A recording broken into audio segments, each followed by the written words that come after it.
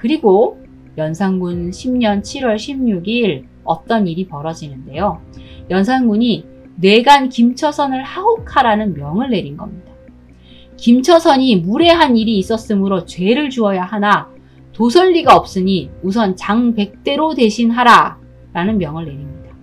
도설리는 내시부 소속으로 궁궐의 음식을 맡아보는 설리를 관리 감독하는 직이에요. 그러니까 김처선이 도설리를 맡고 있어서 그가 없으면 음식을 주관할 수 없으니까 정말 중벌을 범해서 내가 큰 죄를 주어야 하지만 곤장 100대로 대신하겠다라는 명을 내린 겁니다. 사실 그때 김처선의 무례가 정확히 무엇이었는지 기록되어 있지 않는데요. 임금에게 무례했다라는 것은 해서는 안 되는 말을 했다라는 것일 겁니다. 연산군이 워낙 방탕한 생활을 하고 있으니 이런 모습을 참지 못한 김처선이 어떤 직언을 했던 것으로 보이는데요. 이에 화가 난 연산군, 처음에는 김처선을 바로 옥에 가두라 라고 명하지만 하루가 지나지 않아 처벌의 지시를 바꾼 겁니다. 그러니까 궁중 음식을 감독할 사람이 없다라는 핑계를 댔지만 그만큼 그때까지 김처선을 신임하고 연산군에게 꼭 필요한 존재로 남아 있었던 거예요. 그런데 연산 11년 4월 1일 드디어 일이 터집니다. 환관 김처선을 금중에서 죽이고 아울러 그 양자 이공신도 죽였다. 김처선이 앞서 한 직언에 벌을 받았음에도 멈추지 않고 또 직언을 하니 이에 분노한 연산군이 김처선을 죽이고도 분이 풀리지 않아 그의 양아들까지 죽였다는 겁니다. 사실 실록에는 처선의 죄는 바깥 사람들이 알지 못하나 사람들이 말하기를 왕이 처선에게 술을 권하매 처선이 취하여 규간하는 말을 하니, 그러니까 사리를 말하여 간한다. 그러니까 간하는 말을 하니 임금이 노하여 친히 칼을 들고 그의 팔다리를 자르고 쏘아 죽였다고 한다는 기록이 있을 뿐 자세한 내막, 그러니까 김처선이 어떤 말을 했다더라 라는 말은 기록되어 있지 않아요. 규간했다. 그러니까 어떤 간언을 했다는 것인데 앞서 무례를 범했다라는 그런 시기는 갑자사화가 일어나기 한 3개월 전의 일이에요. 그러니까 국정을 제대로 돌보지 않고 있긴 했지만, 그러니까 막 사치하고 흥청 가까이 하고 뭐 이랬지만 아직 피해 숙청이 일어나기 전이었어요. 그런데 갑자사화를 일으키고 수많은 이들을 죽게 하니 김처선은 아마도 더 강한 말로 간언을 했을 것이고 이에 연산군이 분노를 하여 그를 죽였을 것입니다. 연려실 기술의 그날에 대한 기록이 남아있는데요. 연려실 기술은 조선왕조 야사에 대한 기록물이니까 읽을 때 좀 주의해서 읽어야 되겠죠. 어쨌든 이 연려실 기술을 살펴보면 연산 11년 4월 1일 이날 입궁하기에 앞서 김처선은 가족들을 모두 불러 모았다고 합니다. 내 오늘 이 한 목숨 바쳐 주상 전하의 마음을 잡을 수만 있다면 반드시 죽을 것이다. 그러니까 이 가족들에게 거의 유언과 같은 말을 남기고 죽음을 각오하고 집을 나서게 되는데 아내와 양아들은 감히 김처선을 붙잡지 못하고 눈물로 그를 배웅하게 되지요. 그리고 김처선이 궁궐에 도착했을 때는 춤판이 벌어지고 있었습니다. 그리고 김처선은 조용히 이 연회가 끝나기를 기다렸는데 연산군의 이 술판은 좀처럼 끝나지 않았고 김처선에게 술을 권하기까지 했겠죠. 그때까지 묵묵히 지키고 있던 김처선은 자신의 소임을 실행에 옮기기로 결심합니다. 전하, 이 늙은 몸이 4명의 임금을 섬겼고 경서와 사설을 대충이라도 통하였는데 고금에 전하같이 음란한 임금은 없었사옵니다. 뭐라 했느냐 지금? 내 아비처럼 여기가 지금까지 목숨을 살려주었건만 내게 지금 뭐라 했느냐? 전하, 지금이라도 백성을 생각하여 바른 정치를 펼치시옵소서. 이것이 입닥치지 못할까? 이봐라, 당장 이놈을 끌어내거라! 김처선의 직원에 분노한 연산군 옆에 있던 활시위를 잡고 그대로 김처선에게 쏘게 됩니다. 이미 죽음을 각오한 김처선은 이를 피하지 않았고 화살은 그의 갈빗대에 박히게 되죠. 다시 한번 말해보거라. 조정의 대신들도 죽음을 두려워하지 않는데 어찌 늙은 내시가 죽음을 아끼겠습니까? 다만 전하께서 오랫동안 보위에 계시지 못할 것이 안쓰러울 따름이옵니다. 연산군은 즉시 화살 하나를 더 쏘더니 이번에는 칼을 들고 가서 김처선의 다리를 베어 그대로 다리를 끊어버리고는 일어나 걸으라고 말합니다. 그러자 김처선이 전하께서는 다리가 부러져도 걸음을 걸으시옵니까? 하며 외치는데요. 다리는 임금의 신하이니 그 충직한 이들을 다 잡아 죽이고도 국정을 제대로 해낼 수 있겠느냐라는 비유를 한 것이었죠.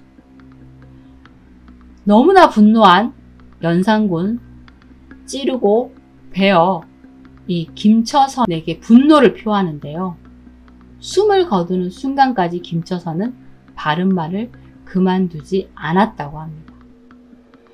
김처선이 선왕은 잘했는데 당신은 왜 그러십니까? 라는 말을 하자 연산군이 그놈의 주둥이를 저승에 가서 한번 놀려보거라 하면서 김처선의 혀까지 잘라버립니다. 감히 내시 따위가 임금에게 폭언을 하다니 있을 수 없는 일이다. 김처선이 이렇게 죽었음에도 그 분노를 삭히지 못하 연산군 김처선에 대한 일을 어제시로 내리고 승지로 하여금 화답해 바치게 하였는데요. 그 기록을 읽어보면 어제시를 내리기를 백성에게 잔인하기 내 위에 없건만 내시가 나녀를 범할 줄이야. 그러니까 나녀는 임금의 가마를 말해요. 그러니까 내시 따위가 임금을 범할 줄이야. 부끄럽고 통분에 정서 많아서 바닷물에 씻어도 한이 나무리 하고는 승지로 하여금 화답해 바치게 하였다. 그리고 어서를 내리기를 이번 일은 내가 불법으로 여기기 때문에 제대로 자지도 먹지도 편하게 못하겠으니 더욱 유감스럽다 하매 승지들이 아뢰기를 신하의 제가 이토록 극도에 이르렀으니 누군들 마음이 아프지 않으리까 하였다. 그러니까 벌벌 떨면서 연산군의 비위를 맞추는 말을 했던 겁니다. 그리고 연산 11년 4월 4일 의정부에 전지하기를 신하가 임금을 섬김에는 그 정성과 공경을 다해야 하거늘 요사이 간사한 내시 김처선이 임금의 은혜를 잊고 변변치 못한 마음을 품고서 분노를 꺼리고 임금을 꾸짖었으니 신하로서의 죄가 무엇이 이보다 크랴. 개벽 이래로 없었던 일이거늘 어찌 천지 사이에 용납하랴. 이에 중죄로 처치하고 그 자식에게까지 미치게 하며 그 가산을 정몰하고 그 가택의 연못을 파고 살던 고향을 아울러 혁파하여 흉악하고 간사한 것을 씻어내서 뒷일을 경계하노니 중외에 효휴하노라 하였다. 그러니까 김처선의 가산을 몰수하고 집을 허물어 연못을 만들고 그의 제명을 돌에 새겨 묻게 하고 또 김처선의 부인 서씨와 며느리를 노비로 삼았으며 또 친척들까지 칠촌관계 친족들까지 연좌해 벌을 내리게 합니다. 이에 김처선의 아내는 내사복시에서 그러니까 임금의 말과 수레를 돌보는 관아에서 말먹이에 물을 깃는 일을 했으니 그러니까 내사복시의 종이 되었던 것이죠. 자, 그리고도 분이 풀리지 않았던지 그러니까 김처선의 본관 전의를 그러니까 고향을 없애버리고 김처선의 부모의 무덤을 뭉개고 성물을 치우게 합니다.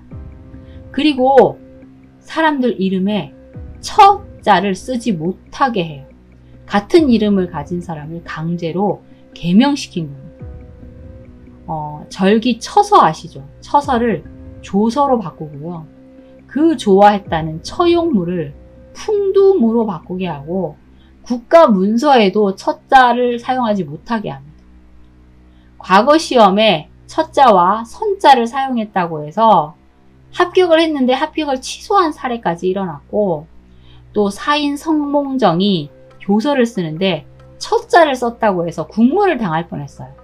천만다행히도 이제 법제정 이전에 썼다고 해서 국문이 취소되긴 하지만 가슴을 쓸어내렸겠죠. 자, 이렇게 김처선은 임금에게 불충한 말을 한 버릇없는 내시로 남을 뻔했지만 중종 반정이 일어나 연산군이 쫓겨나면서 그에 대한 재평가가 이루어지는데 그렇다고 해서 그의 명예가 바로 회복된 것은 아닙니다. 중종 7년 12월 4일 찬집정이 아래기를, 그러니까 문서를 짓는 임시관서인 찬집정이 아래기를 속 삼강행시를 지금 막 찬집 중인데 편찬하고 있는데 중국과 이 본 왕조의 인물 중 수록되지 아니한 사람을 모두 수집하여 실어야겠습니다. 듣건대 환관 김처선과 김순손 등이 패조 때에 연산군 대에 모두 바른 말을 하다가 배임을 당하였다는데 그 실적을 자세히 알지 못하니 바라건대 그때 일을 잘 아는 사람에게 물어 실토록 하소서라고 전 얘기를 해요. 그런데 중종이 전교하기를 김처선은 술에 취하여 망령된 말을 해서 스스로 실수를 한 것이고 김순손은 비록 옛일을 들어 말을 했다고는 하지만 모두 바른 말을 하는데 뜻을 두었던 것은 아니니 수록할 것이 없다라고 한 겁니다. 그러니까 두 사람은 다 충언을 해서 죽임을 당했는데 중종은 이 두 사람의 이야기를 실지 못하게 한 거예요. 왜 그랬을까요? 환관의 힘이 세어질까 두려워했던 것도 있겠지만 왕실의 권위를 추구해야 되잖아요. 당시는 힘이 없는 왕이었으니. 그래서 국군이었던 연산군이라 할지라도 일개 내시가 감히 왕에게 꾸짖는 말을 한 것은 도저히 있을 수 없는 일이다 라고 생각했던 것 같아요. 그래서 그렇게 세월이 흘러 역사 속에서 잊혀져 가던 김처선은 250여 년이 지난 후에 다시 그 이름이 되살아나게 됩니다. 영조 27년 2월 3일 기록을 보면 환관 김처선에게 정문을 세울 것을 명하였다라고 되어 있어요. 그러니까 충신, 효자, 연료들을 표창해서 그 집 앞에 문을 세우는 것을 정문이라고 하는데 김처선이 충신이어서 정문을 세워라라고 한 것이죠. 그리고 기록하기를 김처선은 연산조 때의 사람이다. 누차 충간을 하여 그 뜻을 전달하였으나 연산군이 그를 미워하여 호랑이의 굴에 던졌으나 호랑이가 잡아먹지 않자 이에 결박하여 살해하니 그 충렬이 느면하였다. 이때에 이르러 임금이 하교하기를 왕자가 충성한 이에 대하여 정문을 세우는 것은 세상을 권면, 그러니까 좋은 일을 하도록 권하고 격려하는 큰 정사이니 사람이 비록 미천하다 하더라도 없을 수 없는 일이다. 중간 김처선이 충간을 하다가 운명을 다하였다는 것은 일찍이 지난 날에 아주 익숙히 들었다. 그러므로 내부로 하여금 200년 뒤에 후사를 세우도록 하였으니 뜻이 되게 깊다 할 것이다. 이러한 말세에 마땅히 포양하여 권면해야 할 것이니 해조로 하여금 특별히 정문을 세우게 하라 하였다. 엄청 감동적인 이야기인데 주간에 호랑이에게 던졌다 하는 그런 이야기에 살이 붙어 있긴 하지만 어쨌든 김처선은 250여 년 만에 불명예를 벗고 명예가 회복이 된 것입니다. 처음 이 김처선의 이야기를 준비할 때 사실은 두 명의 내시를 비교하는 이야기를 하고 싶었어요. 연산군대에 충언을 하다가 죽임을 당한 김처선, 연산군의 입속 혀처럼 굴면서 연산군의 타락을 도왔다는 내시 김자원, 이 두 사람을 좀 비교해 보고 싶었습니다. 김자원은 남의 눈치를 잘 살피고 말주변이 뛰어나서 사람들의 마음을 자기 마음대로 바꾸는데 능한 사람이었다고 해요. 그래서 그런 말주변으로 연산군의 총애를 얻는 데 성공을 해서 왕명을 출납하는 승전색이 되었다고 합니다. 덕분에 연산의 말을 승전색 김정원의 입을 빌어 전하게 되니 사대부들이 그에게 아부를 하게 되어서 사대부들의 인사청탁 뇌물로 부귀영화를 누렸다고 하죠.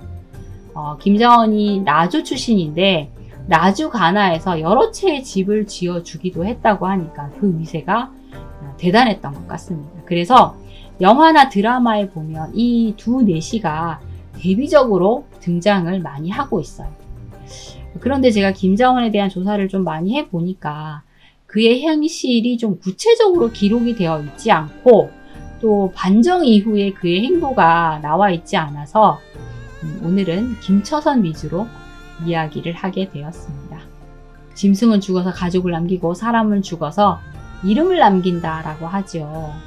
그 명언을 떠올려 본다면 김처선, 김자원 이들의 이름은 각각 충신 김처선, 간신 김자원으로 박제되게 되었습니다. 자, 우리는 어떻게 이름을 남기게 될까요? 자, 오늘의 이야기는 여기까지입니다. 여러분 좋아요, 구독, 알림 설정 잊지 마세요. 지금까지 수다몽이었습니다. 감사합니다.